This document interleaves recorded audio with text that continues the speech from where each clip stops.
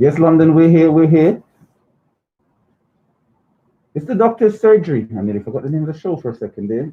It's the doctor's surgery. We do each and every Tuesday morning. Well, from what should be 8 until 11, we bring you Britain's first Black current affairs show, where we review all that's taken place in the media, whether it's the national press or the international press, over the past week that pertains information of value that that deals with Black affairs. We look at the nuances and we review the information to lend clarity for our own purposes, so um, we can better understand and move forward in unison with one mind in how we should view and perceive certain things. So we encourage the listening audience to share and have dialogue the show to discuss these matters so we can know where everyone else is in their thinking and how the matter should be viewed. We acknowledge that the show tends to have strong views. Doesn't necessarily mean that the views that we present on the show is correct, as the presenters. So it's important that you, as the listening audience, challenge that at times if you feel that it requires to be challenged or it needs to be challenged, you don't quite agree, and present your point across, because in that way, as the old saying goes, each one teaches one, and we can grow together by having constructive conversations and constructive dialogue. So welcome if you're a first time listener to the Doctor's Surgery. If you're a regular listener, welcome back. We are happy to have you back here on the Doctor's Surgery. The phone and text line, if you want to take part in the show, is 0753 996 8143. That's the phone and text line. I give it again, 0753 996 8143. One more time for the money, 0753 996 8143. And that's the phone and text line for you if you want to take part in the show. What are we going to discuss this week? There were quite a few things since our show last week that has been highlighted in the media. One of the first things that was highlighted since around last week, midweek, last Tuesday, Wednesday, or thereabouts, was the whole challenge towards is it L'Oreal or one of those makeup companies, or is it was it Pantene? I can't remember which makeup company it was, but the whole colorism and bleaching issue that made it into the media last week, and it basically the Black Lives Matter. Um, let me see. Let's bring it up to see to make sure that we're so basically, there's a lot of skin bleaching or skin whitening creams on the market, and what the Black Lives Matter movement has done is highlight the high level of improper advertising and presentations that a lot of these skin bleaching agent manufacturers do in regards to discrimination based on skin color, including the narrative of colorism, which we've been discussing now for a few weeks before Black Lives Matter. In it, where I said that we're setting the trend, um, which involves prejudice against darker people within a certain racial grouping, and it was basically in the context of such companies like Johnson and Johnson, announcing that they will stop selling skin lightening creams. You know, you also have companies such as Neutrogena and Clean and Clear Dark Spots Reducer products. So that are all being used as bleaching agents to um, remedying so-called dark spots. Hyperpigmentation. as they call it, hyperpigmentation or darkening of the skin in certain parts. A lot of these creams are presented as such. But yeah, and then there was some backlash towards a lot of Asian celebrities because of this. I know that there was backlash to Priyanka Chopra. I don't know who that is, but she's meant to be an Asian celebrity. Who uh,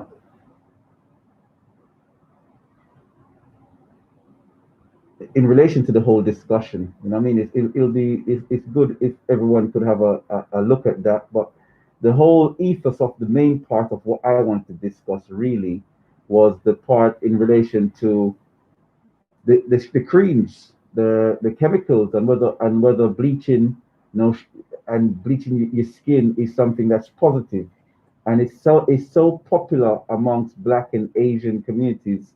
It's a billion-dollar industry, you know, skin bleaching, and in we know that in the Black countries, the predominant Black countries, there are a lot of skin bleaching in countries such as Nigeria, and even Jamaica. We know that there's a small epidemic to proportions with even men now bleaching, whereas before it was mainly women that would apply these agents to their skin. You know, men also do it now in far greater proportions than previously recognized and acknowledged, especially with the artist Vibes Cartel that had promoted it a few years ago. So we know that colorism, and we know that is something that's of deep concern. You know, it's something that a lot of celebrities from those communities have highlighted and shown concern around. And it was a major discussion midweek last week because of the issue being further raised by the Black Lives Matter movement about how dangerous it was. And I mean, there's an article, an interview article from the 22nd of June this year, where Alexandra Burke explained that she was told to bleach her skin after she won. What was the X competition? Factor. X Factor. You know, so you can imagine that you win X Factor on how you naturally look and your talent, and then you're told afterwards by your management group or those people that are meant to be supporting you for further success, telling you to bleach their skin. The most famous person to have bleached within the Black community, I guess we all know that to be Michael Jackson. And throughout the many years, he's always denied bleaching. He's always said he suffered from vertigo, you know, which made his Vit. nose Vitiligo. vitiligo. Yeah. Oh, sorry, vertigo is the altitude thing. Yeah. Vitiligo, sorry, my bad. Right. Vitiligo, good call, good shout. Mhm. Vitiligo, which he said made his skin lighter and his nose straighter and his lips thinner. You know, I don't know how. Don't call it Michael Jackson. You know, I don't want to come at Michael in the morning. There still, you get Don't call me. it Michael Yeah, Jackson. I don't want you to hate me. You get me. But yeah, that's the most famous person or the most famous proponent of it. But it's not that he's the only celebrity that's done it. He's the only celebrity that has done it to such extremes that people are aware of in that sense. And as a global superstar and a global force when he was alive and even still currently, it made impacts. It impacted across the wave. So that's one of the things that we going to look to discuss this morning, and so we'll come back to that. So I'm just going through different topic areas that I'll happily take calls in regards to. We have a caller. Yeah. Um, Caller, good morning. How you doing? Good morning. Doing my best, thanks.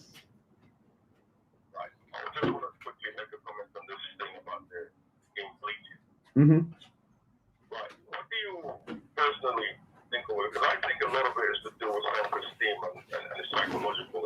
Mm-hmm.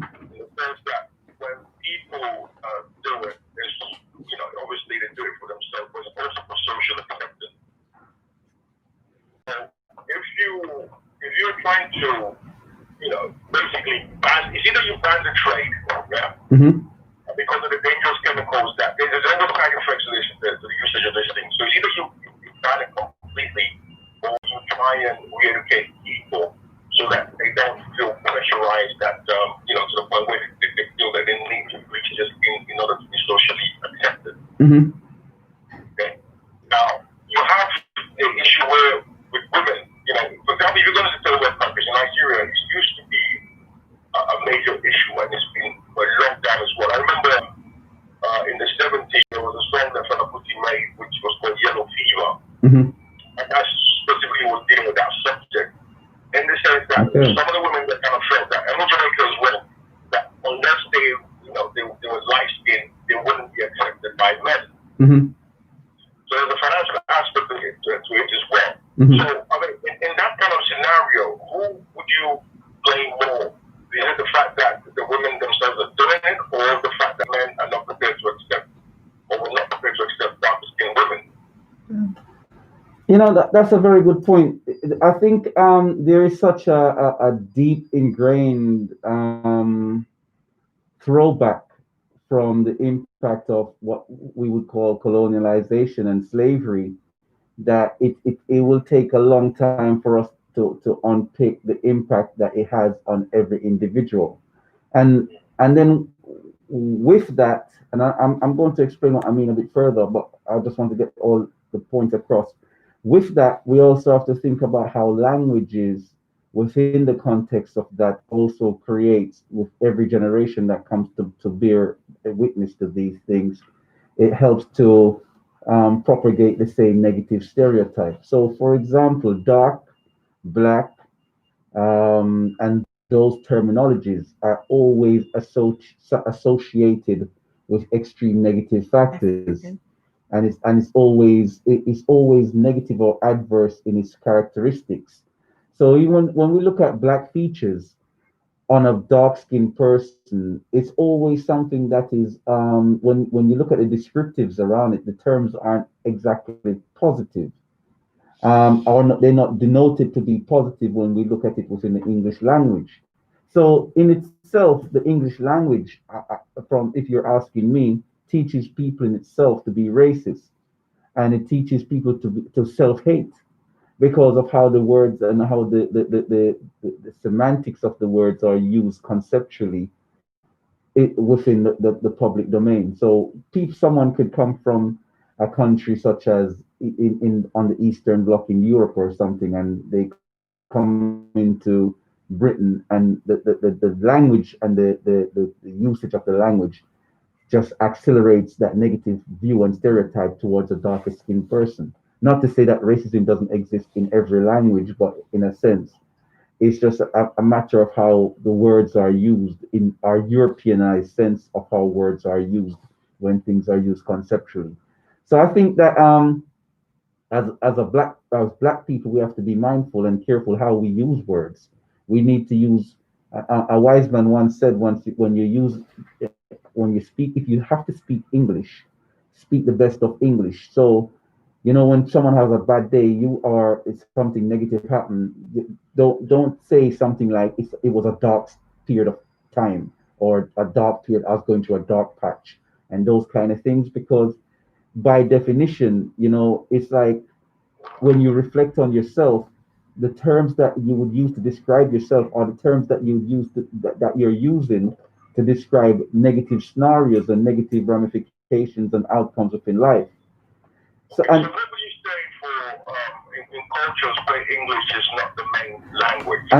and that's part two of what I was about to say. Then we also have the other aspects of things now, which is the direct throwback from colonialization and slavery in terms of the lighter skin and darker skin complex, where the lighter skinned people tend to find that they get better opportunities in life. It's like if in this country, in England, if a white person or black person goes for a job, and let's say the white person is in a suit and looks smart and neat, and the black person is not quite looking that neat, we know the white person gonna get the job, for example, just on presentation.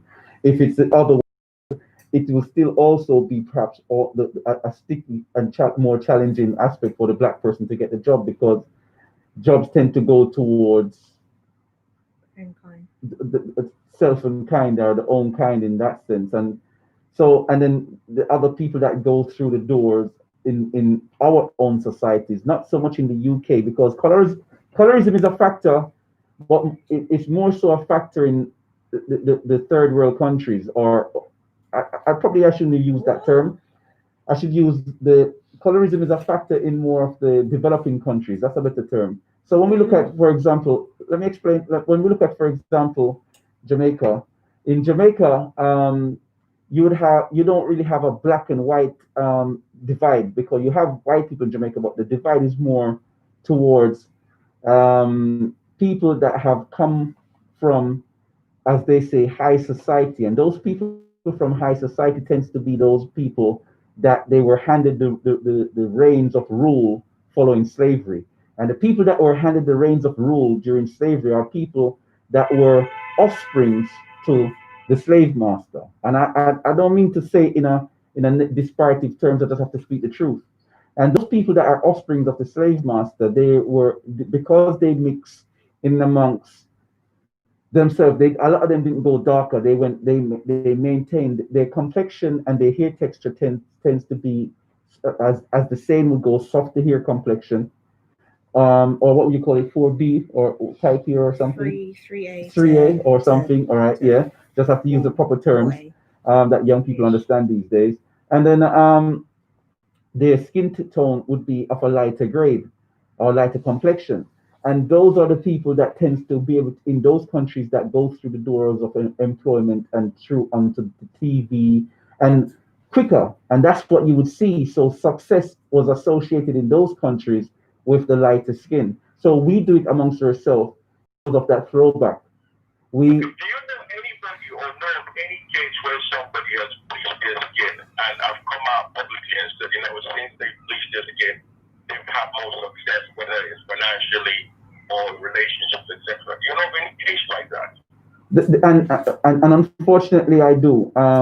We have, you have a lot of people that say they got more attention. I've met people that say they got more attention. Females that have said they've got more attention when they said they've evened out, as they use the term, evened out their tone.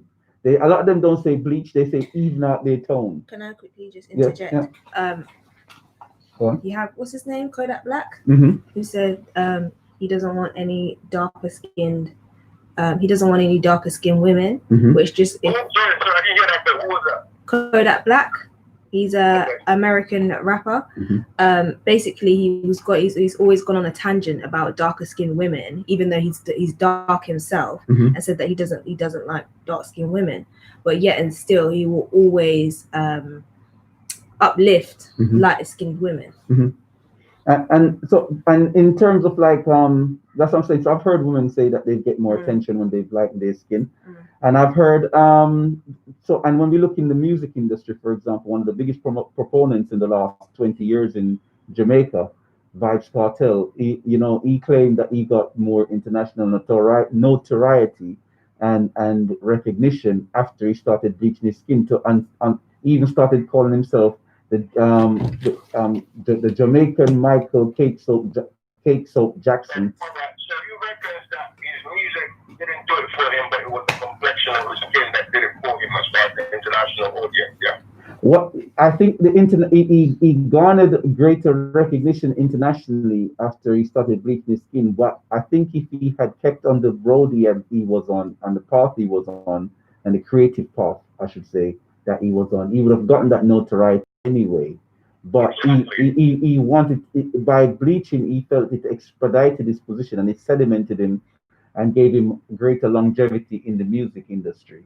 But I think his talent was good enough for that to happen. But again, you have to think about the confidence and the thinking that someone has. He claimed he wanted people to see his tattoo.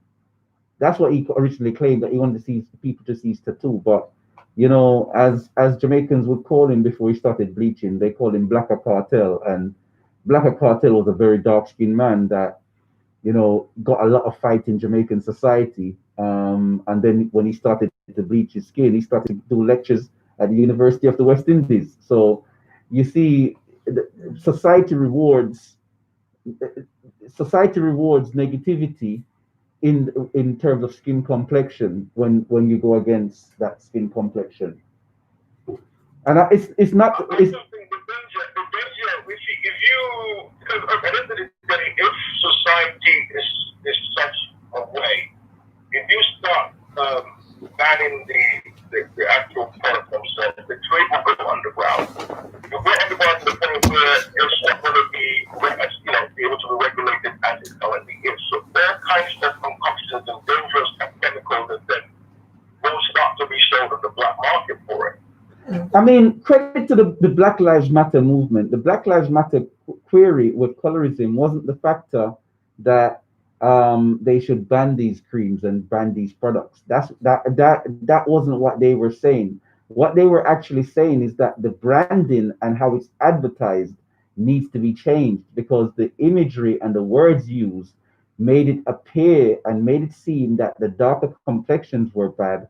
And by using these products, you eliminate a lot of that negativity from your skin being dark in how it's advertised by skin, the way the term skin lightening, as if by lightening your skin, it's a It's a greater relief. it's a greater ability. You know, you can, if your skin's a bit dark, you can lighten it a little bit with this cream. The advertisement was negative and mentally destructive.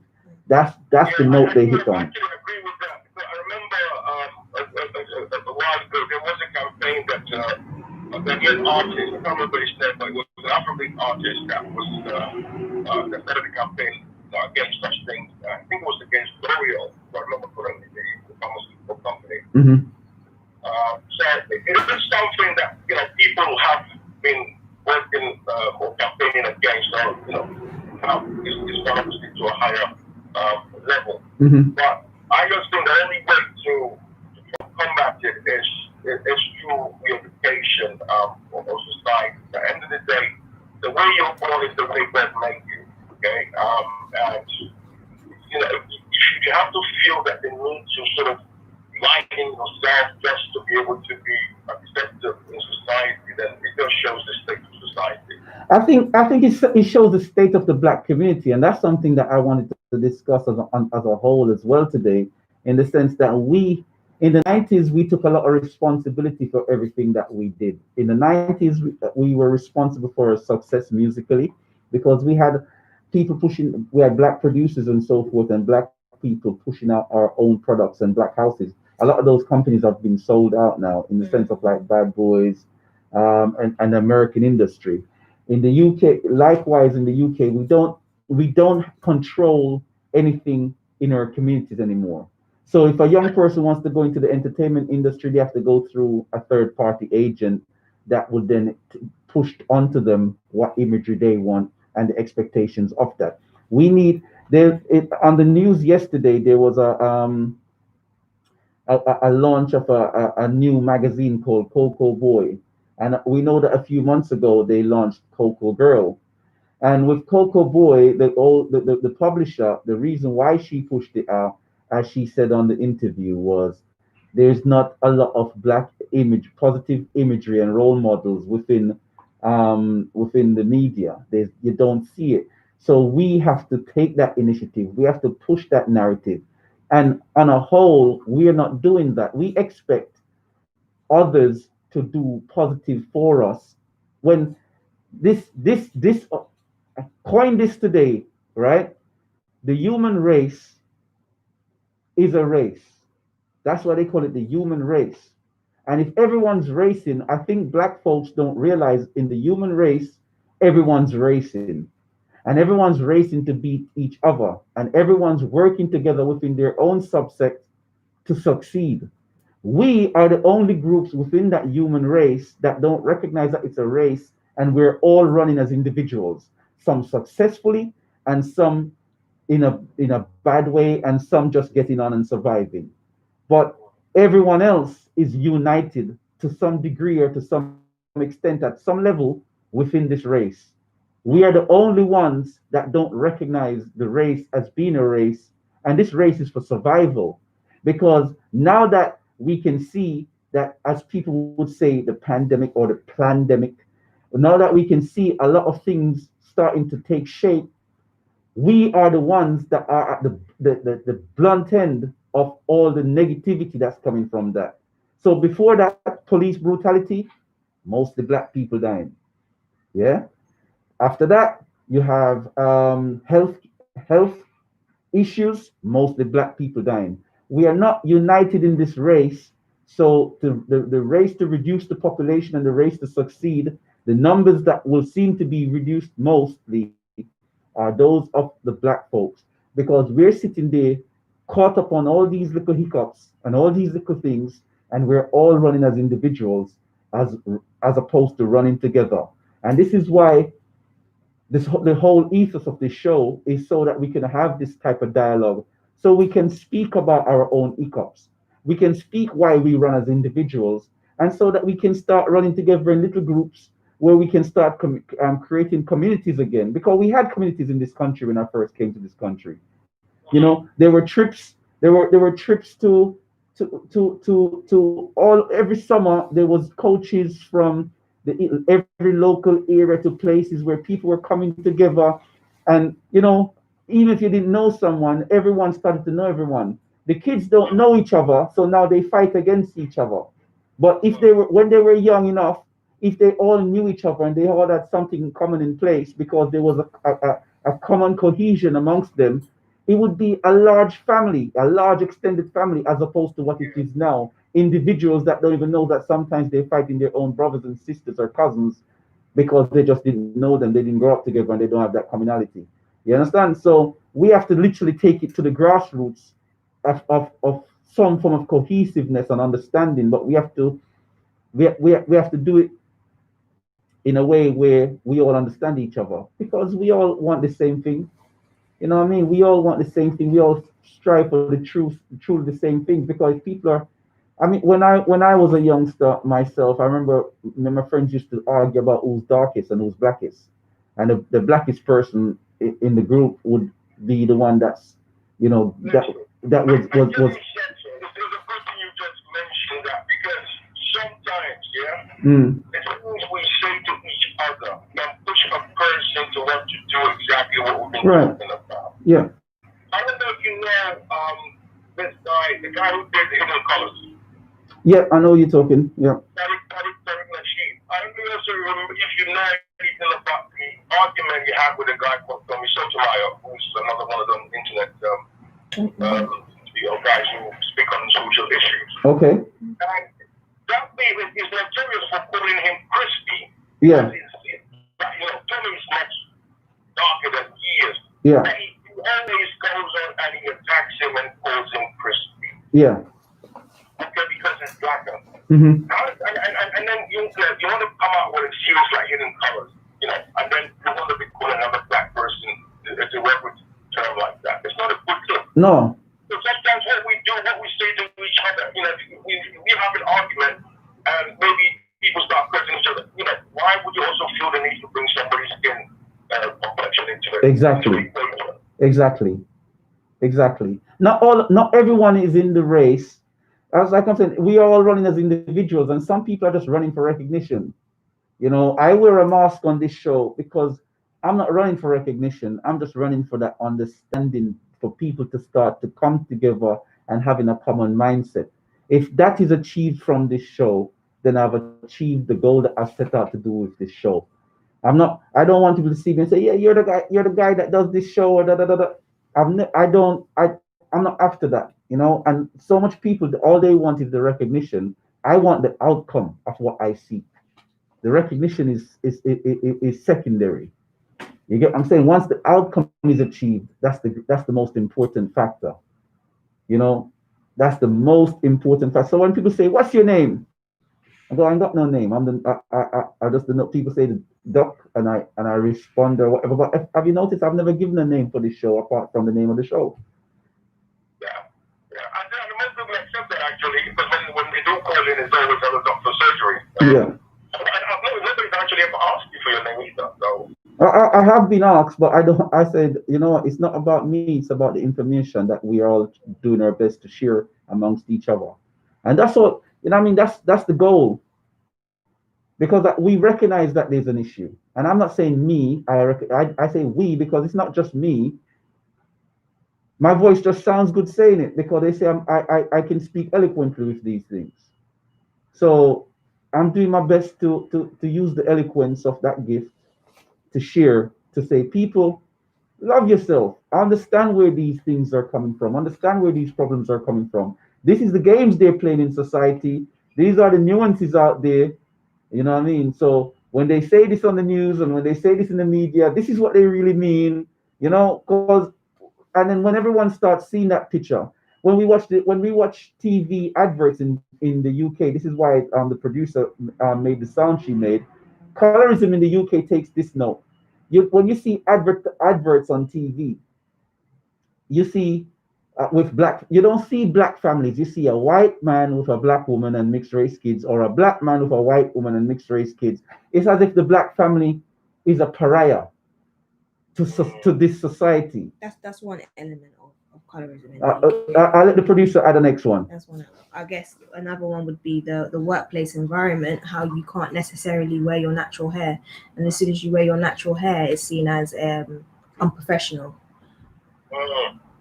That's another example. A lot of people are actually stepping up to the plate, because I see a lot of the newsreaders now on the BBC, the black newsreaders, they wearing their naturally, and I'm saying, stand strong, sisters. You look beautiful, and it's a positive thing, but it's going to take time, and it takes a constant reminder, because guess why? It's every generation the cycle is repeated from primary school till they're young adults, and we have to then decode and construct. Take that, remove that poison out of the minds of the children. Every generation. In my generation, someone came along and taught me to love myself, or reminded me about how I love myself, even from the darkest amongst the group. But it took someone to come along and saying, brother, you know about your story? Do you know how powerful your story is?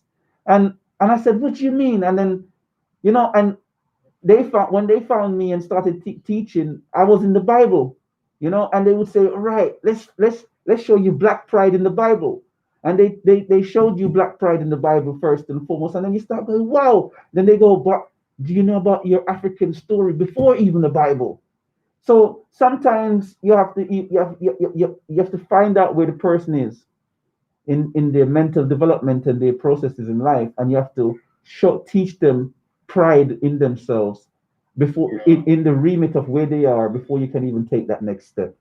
That's very, very important, man, because if without that, then obviously their self-esteem gets affected, and their self-esteem gets affected, then they're prone to start to do all kind of things. That's right. So, and on that note, nice speaking to you. Thank you very much. All right, then. All right, thank you. Thanks.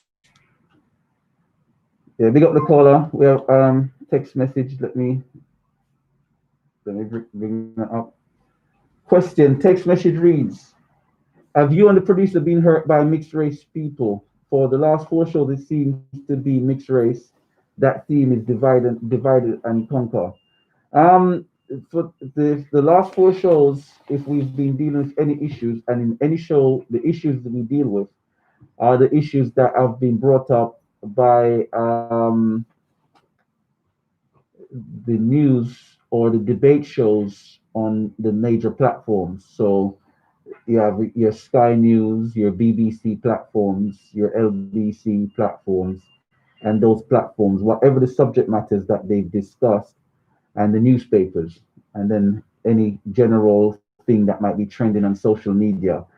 Whatever is discussed on a more national and international level, and has a certain message behind it that needs to be clarified, that's the issue where we lean towards and to have that discussion around. So we don't set topics based on what we feel like we want to talk about. We set topics based on what's pertinent and in relation to us on the subject matter. So if next week again we talk about it again, that means next week again somewhere in the media it was brought up as a matter that needs clarity.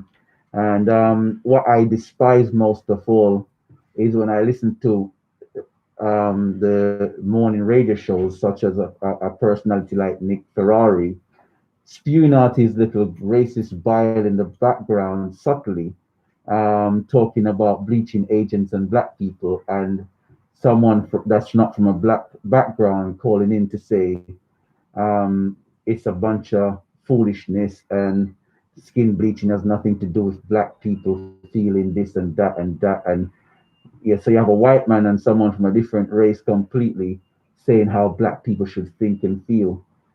So for me, it always lends clarity for me to come and explain these things a little bit better. And I find that question very disrespectful, but that's not something that I hold forth to. This is why I always take the time out to explain myself in detail that this is not an attack on anyone, but this show is going to discuss the difficult things, and I like the difficult things that we need to highlight, and that's one of them.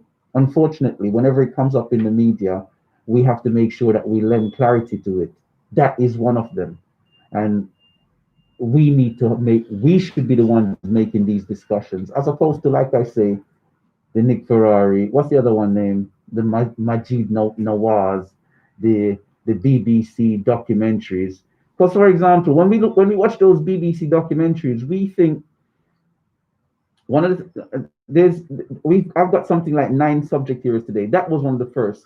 One of the things I run through them quickly is police comparisons. That was discussed in the media last week. So you have black versus white in the US and black versus white in the UK, and that comparison was done on in the media last week. And then we also had the issue and the debates and around the subject of parenting and whether we are good parents. That was something that was brought up in the media. We'll come back to that. Then we have the black causes in terms of the technology in that, such as the Black History Month debate and the Black History Month issue and the Black History Matters, where whilst you have Black Lives Matter bringing up things in the media, and there's a lot of that being brought up in the media these days, as you can see, one of the big issues is when you listen to black proponents of of these issues, they're saying, even though they're asking for these things like Black History Months and so forth, whenever they get recognition, it's always one set of things that society tends to do. Whether it's the British curriculum or the curriculum in the US, it always takes it back and harps on around slavery, slavery, slavery. So Black History Month does more damage to young children's psyche than if they didn't have Black History Month. And that's because we are not seizing the narrative and the opportunity to teach what we are supposed to be teaching. We sit back and say, we must have a Black History Month. We must have Black history in the curriculum. So white folks are going to do what white folks do. They're going to give you something that you've asked for, but they're going to give you something that keeps them in that position of authority. So when they put it in the curriculum, what they're going to teach you about? Slavery, slavery, slavery, slavery, colonialization, when they conquered you, because it's history. As far as they're concerned, it's the only history they know, because that's what they were taught. So that must be the history you want to know. They're not going to teach you about ancient Egypt. They're not going to teach you about Timbuktu. They're not going to teach you about the Ghanaian empire. Empire. They're not going to teach you about Benin and all those great civilizations out of Africa and those great leaders, right across Africa. There's so much to mention. There's in every region of Africa, you look northwest, east, or south, you have a great history and a great story, but you don't get those stories of those individuals over the generations. They don't teach you about the first computer coming out of Ghana in the 14th century, and a computer in the sense of something mechanical that does computations. They're not going to teach you these things. They're going to teach you slavery, slavery, slavery. So that's another issue that was brought to light. It was brought to light about Black history and the impact of Black history and what they've been taught. And a lot of presenters were talking about that last week. The nuance of that is that I'm explaining how that nuance is when they bring these things. The reason why they feel like that is because of the underlying factor. And then also the fact of how Britain was built with the UK and Europe using slavery to build Britain. One of the things that I wanted to kind of highlight with this part of it was when we look at Britain and we look at Europe, we know that they're very far advanced in terms of like this development, and the United States, they're very far advanced in terms of their development. Now, the power that's challenging them is China at the moment with their development, which has been rapid over the last 20, 30 years. Now, when we look at the UK and Europe, they use slavery to build their societies or colonialization, and that's what's built that infrastructure. And then we look at China; it's literally as if the Chinese people or the Chinese authorities, they've actually placed their own people into some form of modern day slavery setup to build China, because but they are now the people are now reaping the rewards. So it was like a system that was put in place to build for themselves and their own children and their own future. And they can see they're reaping the rewards from that. Now, the only thing that I wanted to take from that with that one was to say, what sacrifices are we as a people, going back to what I was saying to the first caller, what are we going to do? What are we willing to do? What sacrifices are we willing to make again? But rather than it being slavery to build someone else's system, it'll be what sacrifices are we willing to do to build for ourselves, to build up our Africa and a Caribbean cohesion and a cohesiveness so that we can start growing together. Because the soil is there, fertile. It's just for the seeds and the true and the right seeds to be planted and done in the right way. So much people in this country think that Britain is the end all and be all, and it's not really. The world is a complete beautiful place, and it's moving well ahead and catching up to Britain in some parts. We got a live caller. We got a caller, sorry. Yeah, basically, he was discussing when are we going to take control of our own narrative. Right. Are we going to start? Are we going to start making providing like schooling, or have our own schools, or because I know I saw 1 second. Yeah, I mean, with the schooling issue, I know that because I know that they blocked the black schools because you can't open a school in color, and that takes children based on the color of their skin, and quite frankly, I do agree with that decision, because we wouldn't have liked it if they said an all white school. We would have complained, and so we have to be a bit more what's the word, weary in how we present things for ourselves.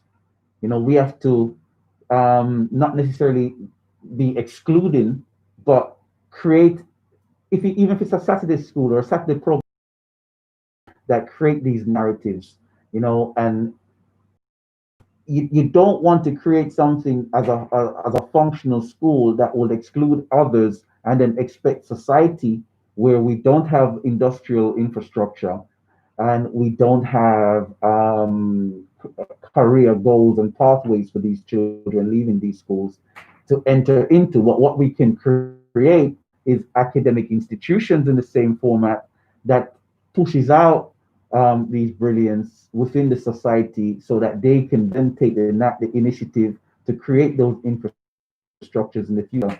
But more so, we should be leaning towards putting that mindset back towards our own home countries. And I say that linked in with the communities here.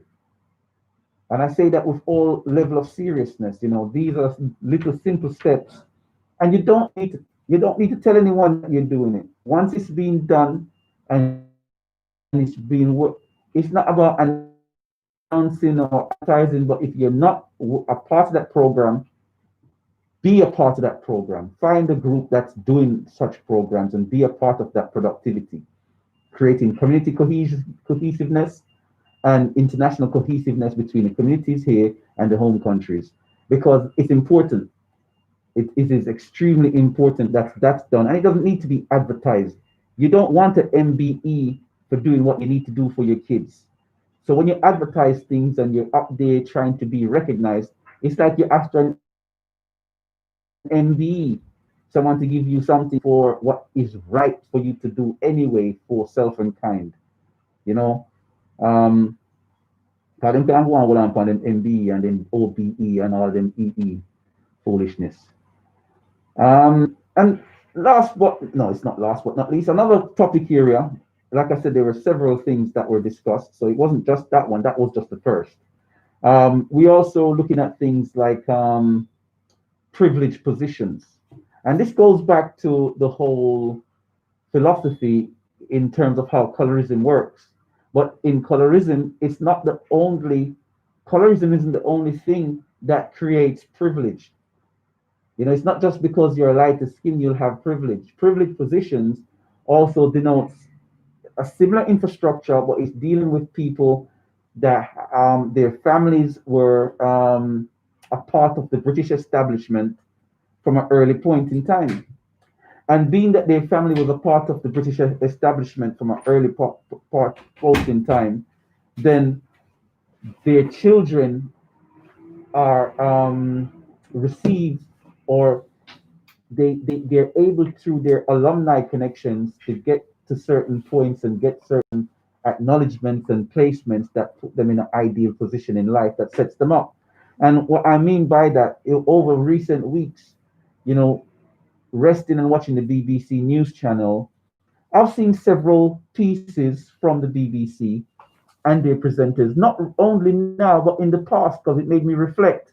But in the past week, I was watching, and there was a lady from India, and she was talking about her grandfather being one of the first Indian officers that attended, is it Sanjanin, the military school?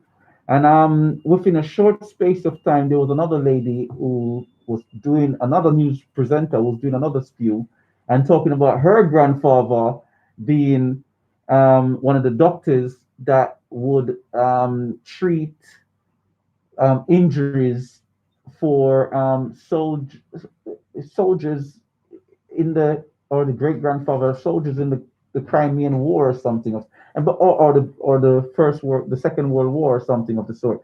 But all these people, you know, all of a sudden all these every single news reporter on the BBC saying their grandfather. So you have to start taking a step back and say, wait, so you're telling me it's all about privilege.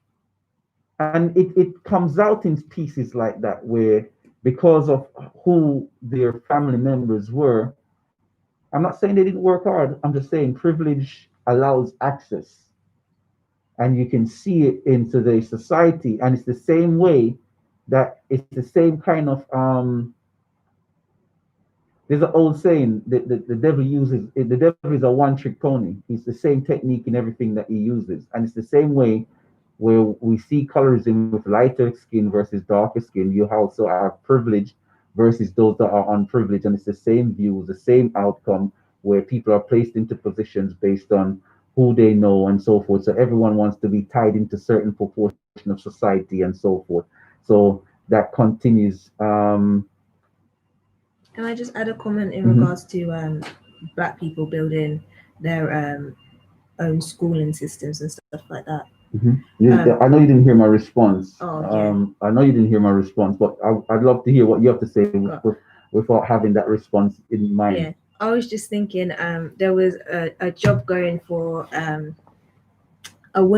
Asian women's health administrator, where basically there's an office in Halston which only deals with Asian women and their health. And I just thought it's interesting because there's different sectors where it specifically caters for one type of women, whereas Black people don't have that. And Black people, especially with like the birthing problems and the death rate of women giving birth, we need something like that where it's specifically catered to us and helping us with particular issues of which we're facing. And that's a very good point, and it conflicts with what I said. What I said was that I do agree that the narrative of Black schools as a main proponent school is a poor rhetoric, because if you have a school that says all white school, Mm. it will create a massive backlash Mm. for segregation and omitting Mhm. black folks. So in the same sense, we have to be a bit more nuanced with how we present our schools to make sure that our schools, whilst it caters for that level of degree of education, Mm. we're not denoting it as black schools where it's only allowed for black students. But I think that what's mad is that you have Asian communities which specifically tell you it's Asian that they're dealing with, and yet that's not seen as racist, or it's got to the point where they don't even care. But that's what it is. What it is. And if I should, that's a very very good point. If I should challenge that, however, Mhm. and I don't know if I should, but if I should challenge it, and we look at when they say the spaces for Asian women in Mhm. because Britain is claims to be a multicultural Mhm. society, Mhm. the objection and the objectiveness is Mhm. usually because of not that you can't have black women and white. You can't. It's not that those spaces don't have black and white women in it. Mhm. Those spaces do allow black and white women Mhm. in those spaces. Mhm. The space only omits men, and it's a space for women, specifically Asian women or Muslim women in some situations. But it's not that it's omitting other women. No, but it's specifically dealing with For the exactly specifically dealing with problems which Asian women face, which not necessarily black women might face or white women might face. you know that's a good point. However, I think it's a slippery slope. I think it's a slippery slope when we say black schools. I agree with your point. I don't know I'd love to hear someone's view on that and what their take is. 0753 See if we can come to a more, you know, a cohesive resolution of that one. 0753 I'll give it again. 0753 because when you look at it,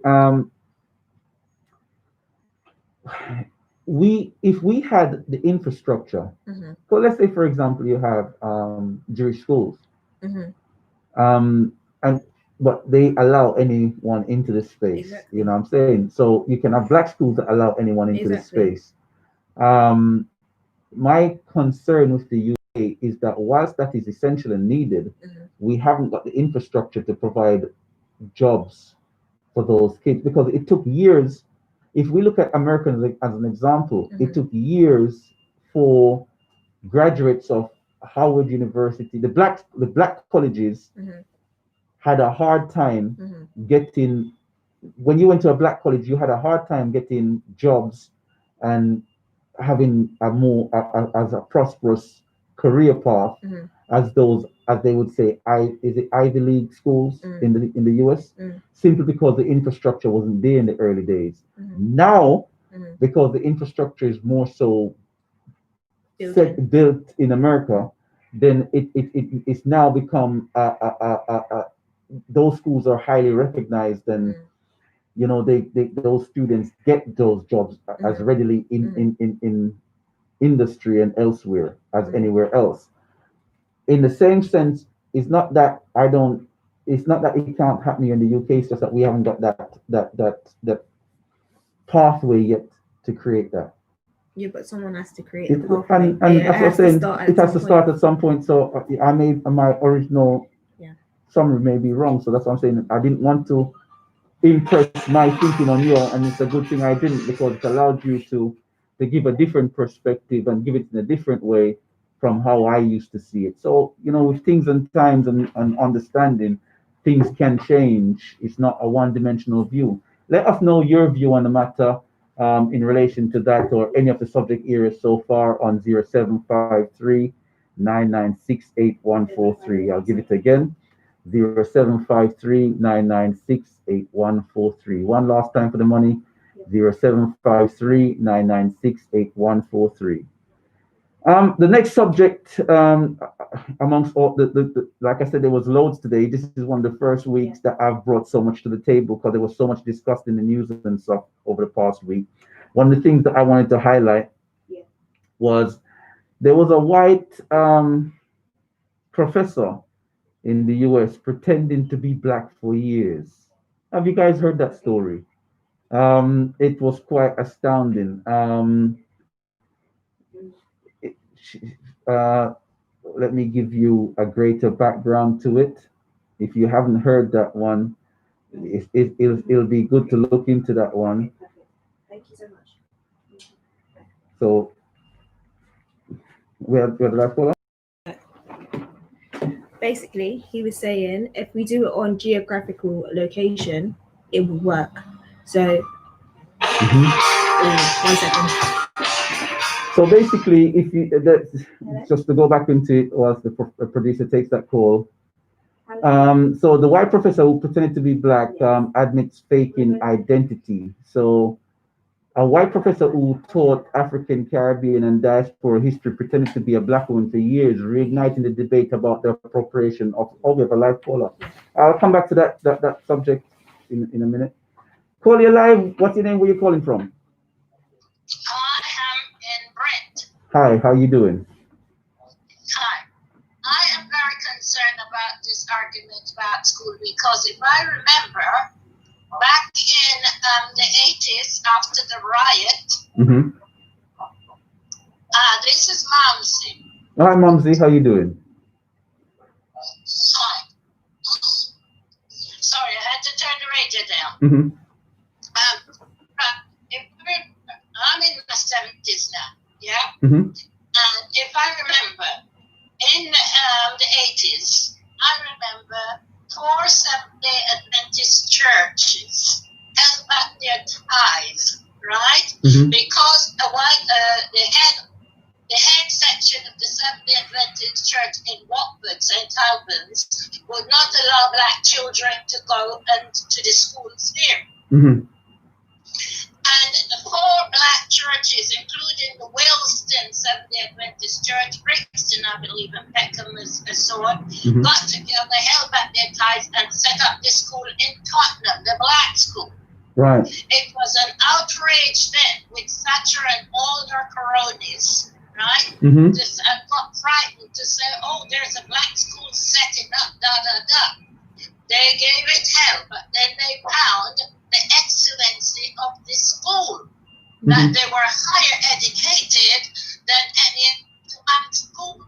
Now, what had happened, if you look at the history of this, what had happened is that those people, the school were private, not funded by government, and that's what made the problem with them, yes?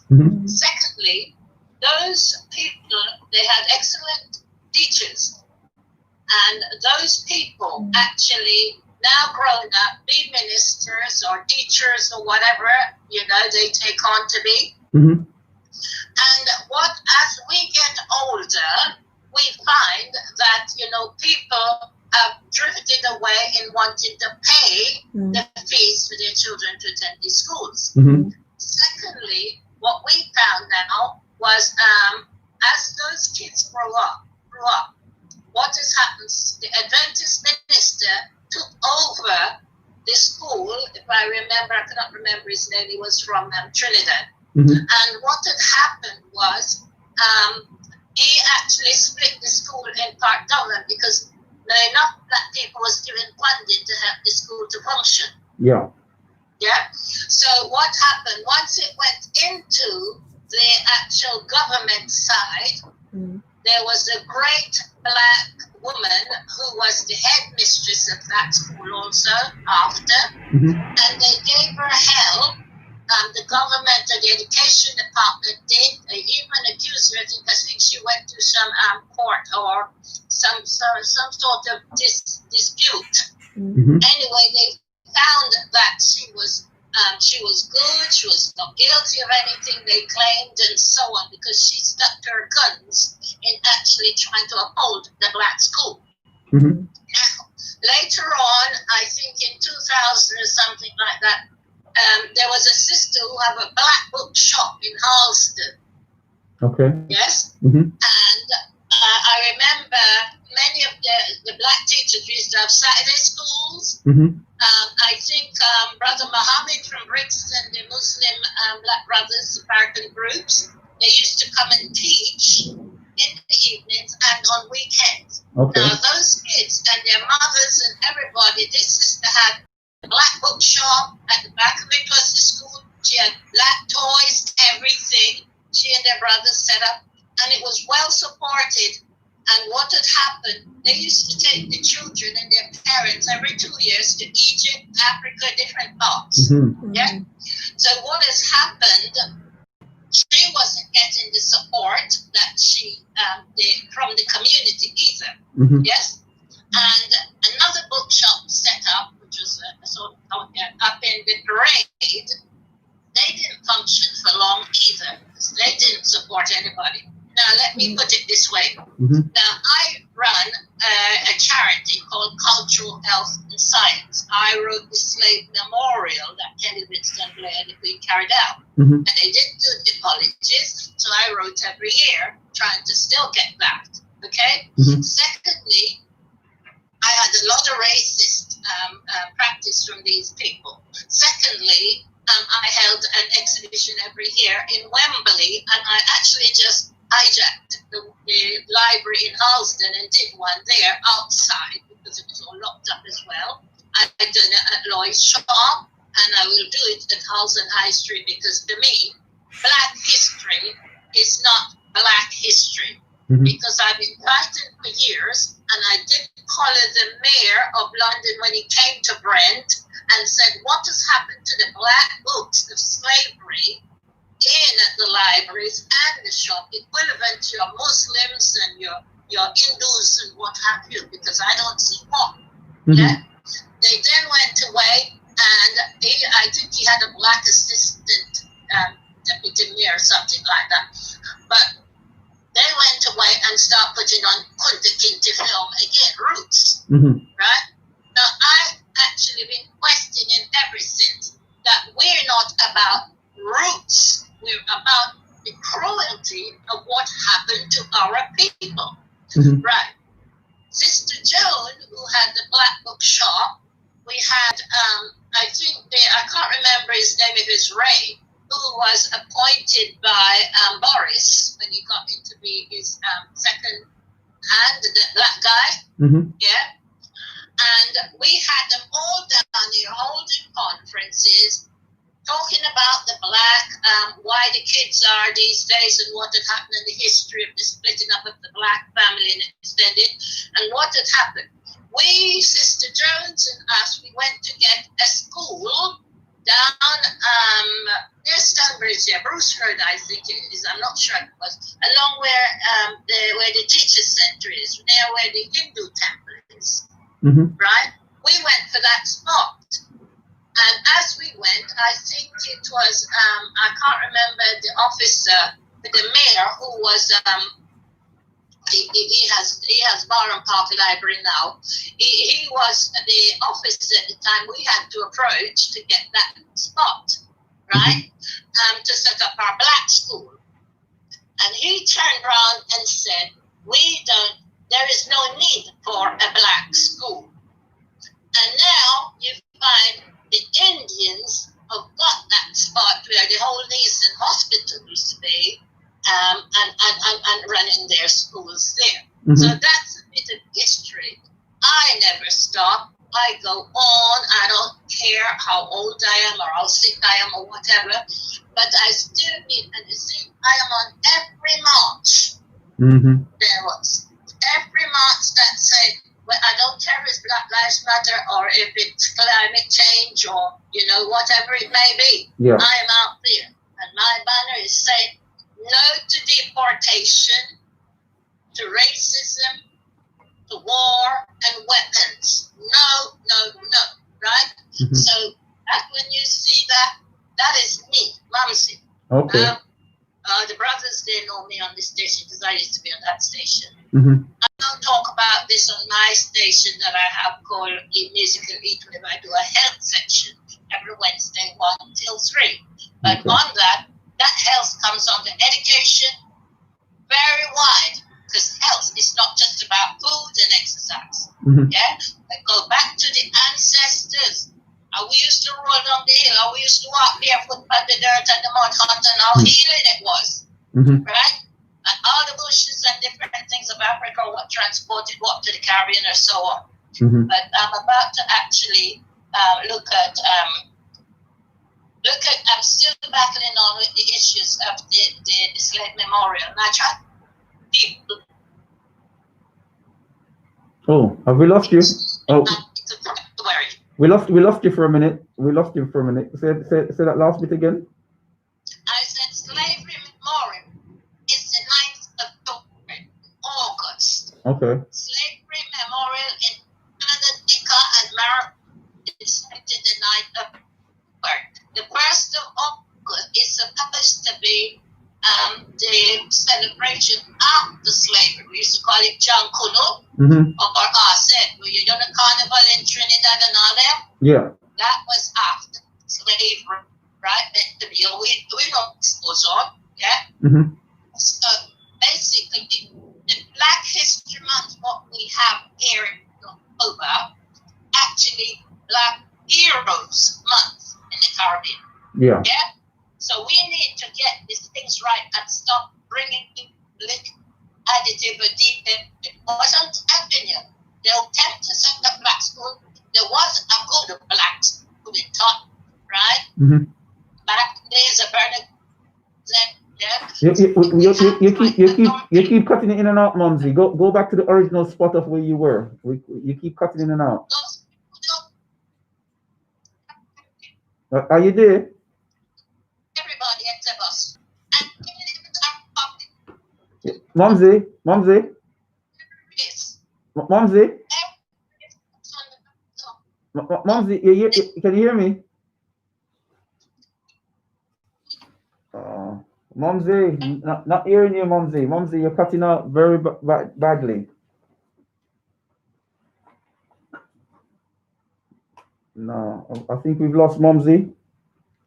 Yeah, but yeah, it was a very good call, a very important call. And I guess, like I said, I'm always willing to take a step back from where my view isn't always the general consensus, and where someone else is being able to use their voices, their words to set it out in a different way.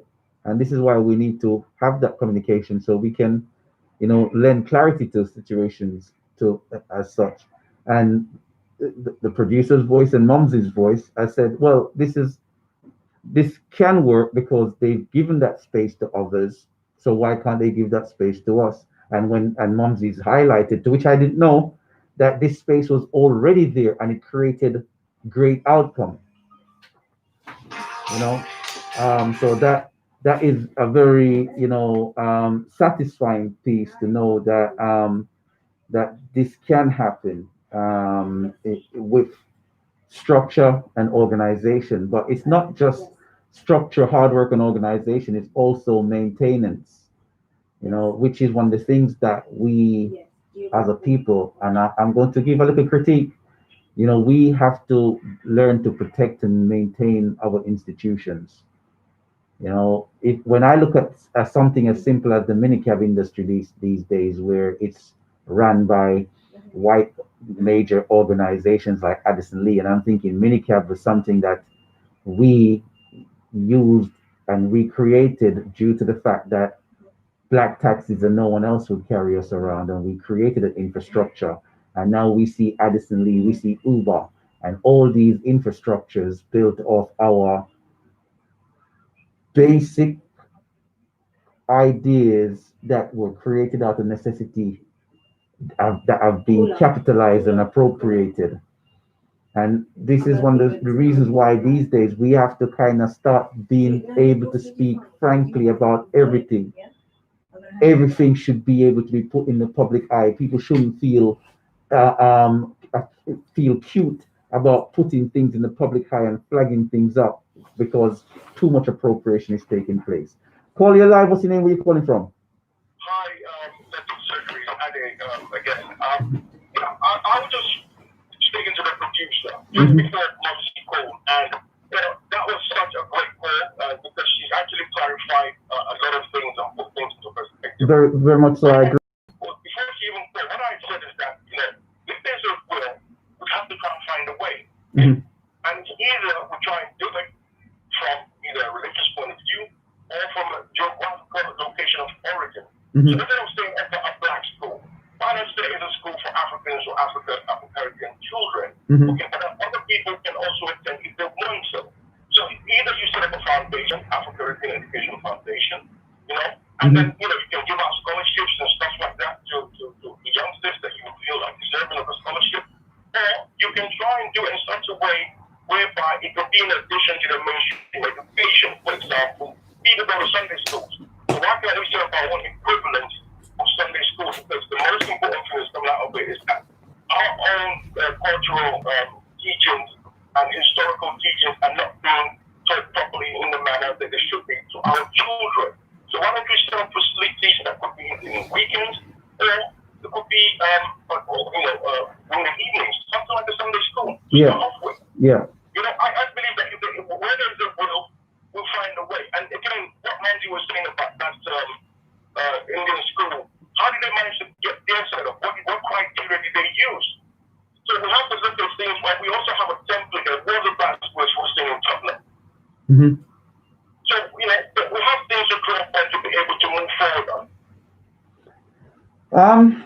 I guess the key thing that she said with the Tottenham school was that it was a private school, and I guess as a private school you can always set up whatever type of schools you want because there's a different criteria. It's whether it won't attract public money from the public purse, so it's about us being able to then maintain it through and fund the school to keep going on at a high standard. And I think that's probably where the one in Tottenham may have.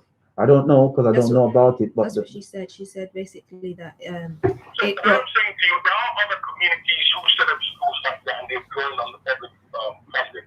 I think the communities that set up institutions like that, they might apply for grants and fundings and so forth, which is still a sponsorship that can be acquired by anyone once you write an appropriate proposal, and you can show like where the funds go and stuff. So that's not the concern. I think I don't think the government would fund a school that says Asian schools per se only. I think it's more of a religious schools that will get some funding. So if you set up a religious school and the thing is, when you say a Hindu school, you know that it's going to be an Asian school. You get what I'm saying? So it's yes, if the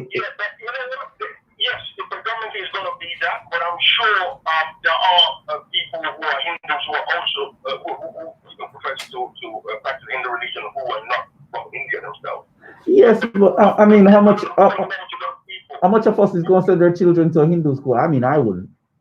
No disrespect to people of the Hindu faith. It's just that I know that's just going to be counterproductive to my child's well-being and mental psyche. But you do have people who are not geographically from there who profess to practice that religion, same with Buddhism as well. Okay? What I'm trying to say to you is that where there's a will, there's a way. Mm-hmm. Okay, Mm-hmm. and that's the most important stuff we need to get into our mind. Because once we have that willpower, then it's a matter of looking at and studying everything. So you know what, this is how we're going to force our way in this particular matter. Mm-hmm. Okay, I believe it can be done. We just have to, depending on the level, it depends on the scale of it, but it can be done. Well, even if we start off with 10 children or 5 children. Yeah, we may need one sooner than everyone thinks, because with this whole debate about returning to school because of the pandemic and everything. Exactly. So and children will be able to be taken and vaccinated on the authority of local authority personnel as opposed to medical personnel and so forth, without consent of the parents in some instances.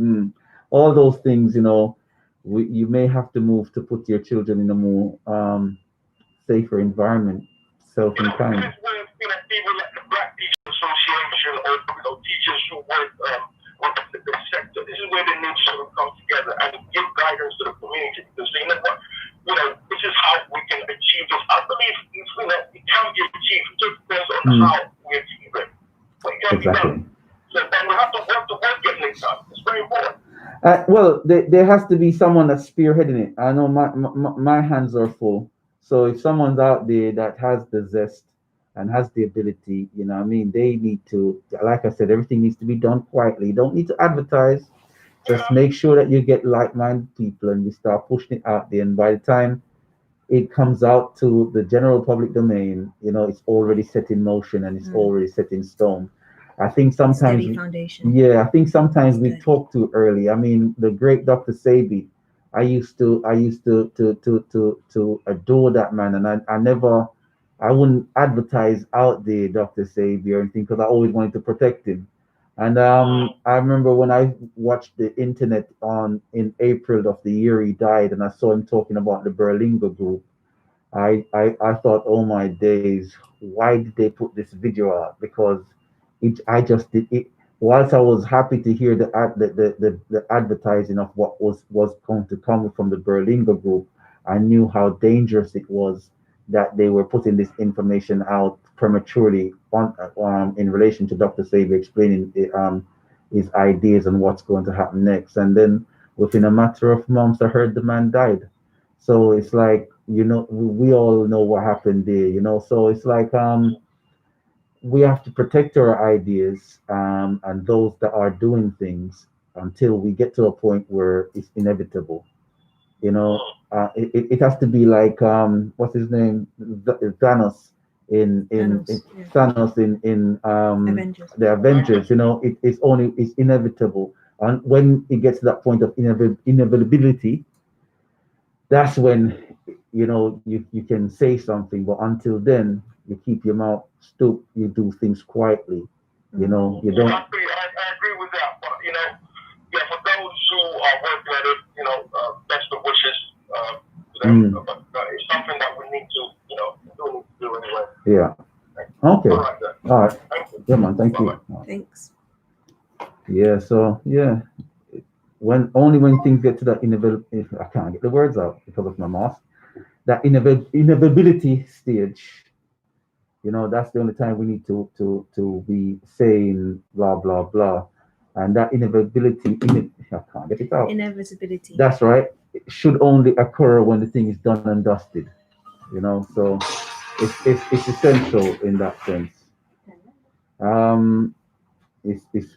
It's crucially essential. So of another live caller. Okay, it's Mumsy. Oh, Mumsy's called back. Well, I wanted her to finish what she was saying. Hi, Mumsy. Thanks for calling back. Sorry, my battery went dead. I thought the phone was charging, but it wasn't. Okay, no worries. But I just wanted to come back here and say to you, Mm-hmm. as time, you know where the name Academy came from in Britain? Why No. they turned the school an academy?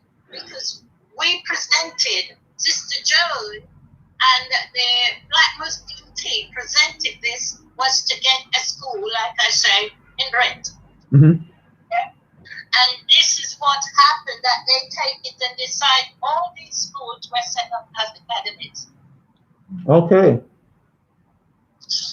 So basically, what I'm saying, the other thing I want to say, we are now in 220. Mm-hmm. And with COVID-2 on the way, do you see the damage of COVID-1? Mm-hmm. Now, other friends who see 20 years to 30 years ahead, right? Mm-hmm. I have always been like this. Now, I'm a person who see with this COVID, which they're aiming for Black people, That's African right. people, That's right. yeah? Mm-hmm. and Native Indians, right? Mm-hmm. You can't talk about setting up a school because they gave us hell before and refused us. They can't even teach Black history. And when I'm saying Black history, slavery. If you look, I was on the march where, you know, when the statues were pulled down and all these things going on, right? Mm-hmm. And they actually are so cut up about that. Can you imagine when you look at my banner with Danny when I put out with all the slaves being hanging upside down and the women and these little fat white men laughing at them, their naked bodies and so on and so on. Mm-hmm. Can you imagine them putting that on TV and that world, a Mm-hmm. million people are what they actually did in slavery. Yeah. Right. The other thing I want to say is this, and I've been saying it to everybody because I send out things to people to keep up to date with what is happening on COVID, especially because I'm linked to a lot of professors, scientists, and people around the world, right? Mm-hmm. And I did want Jamaica on this issue to bring Cuba in, and they did, and America kicked out Cuba and said they would help, and in the end they didn't help. Right? So they did. Anyway, the point is what I'm trying to say. This second wave of COVID coming in, right, Mm-hmm. it's going to be for 3 to 4 years, right? And I'd say recession, when I say such a We're losing you. We're losing you again, Mumsy. We're losing you again. Hello? We're losing you again. Can you hear me? Yeah, you're coming through. Go on. Yeah. So basically, I am saying it is not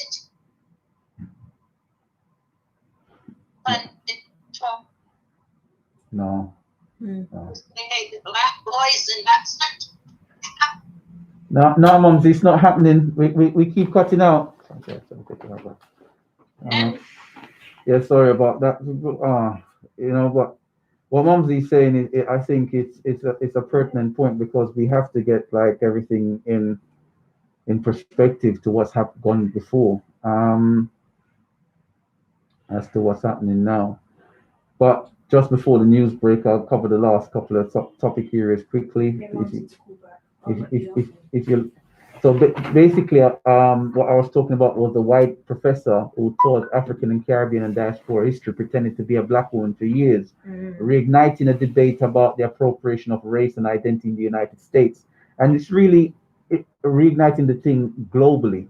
In the UK, we know that they went above and beyond in appropriation here, and the issue is in this country is that everyone keeps being scared to highlight what the concerns are. And whenever we highlight what the concerns are, we get silly text messages. Disarming text messages. We have to say silly text messages that detract from the point. We know no one's telling anyone to get up and dislike people because of their complexion and all those stuff. That's a stupid thing to do if you thought that's what that would mean. We all have to love and care for each other as well, but we also have to be mindful of what is the narrative that's being pushed in the media, how it impacts on those little young children.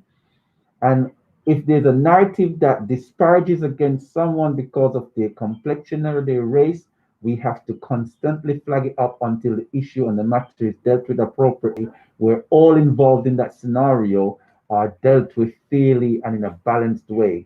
And until that is the case, the matter will always come to a forefront. So we have a white lady pretending to be black because obviously she's pushing the narrative of either being mixed heritage or she's pushing the narrative of being a lighter skinned black person. And she's used this in an underhanded way and negative way.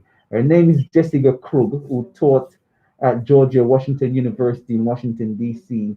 And she admitted in a blog post on a Medium that for the better part of her adult life, every move that she's made, every relationship that she's formed has been rooted in the napalm toxic soil of lies.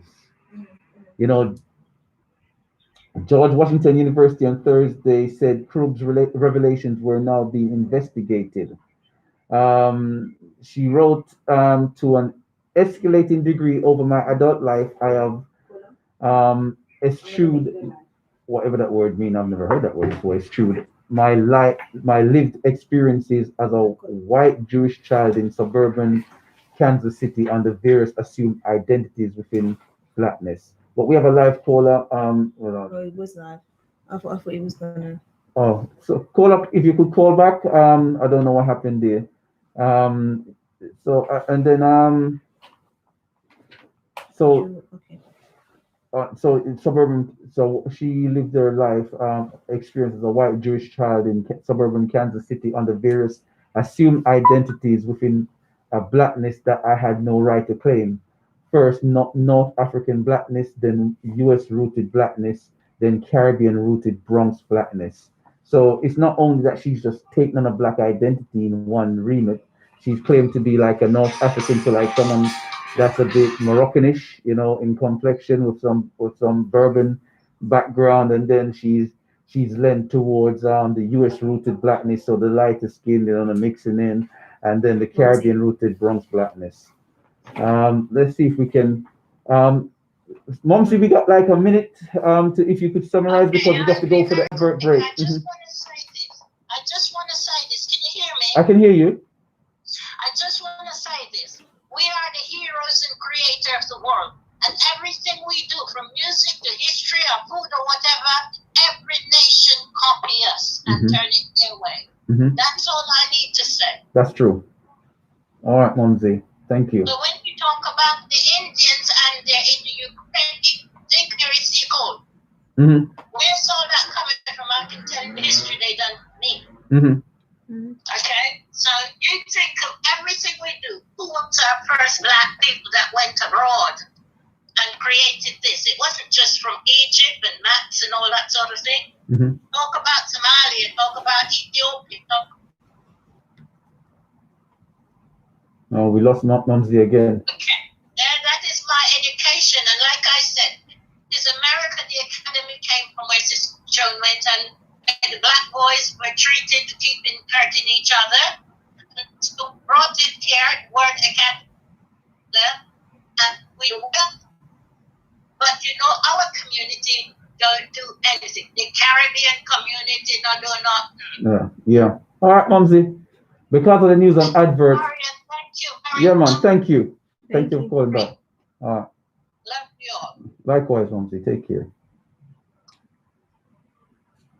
Yeah.